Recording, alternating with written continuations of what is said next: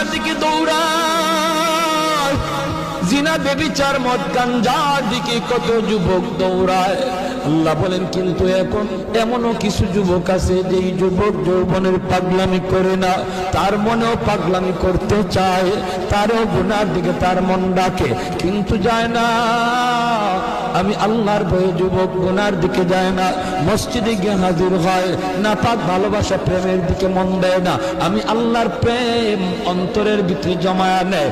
ওই যুবকের সেজদা যখন জমিনে দেয়, তার সেজদার দিকে তাকাইলেও এই গুনাহগার জমিনের প্রতি আমার মায়া লেগে যায়।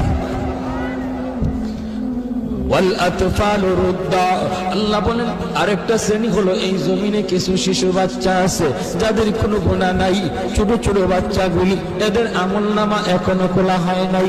যদি জমিনে আমি গজব দেই গুনাহগারের সাথে শিশু বাচ্চা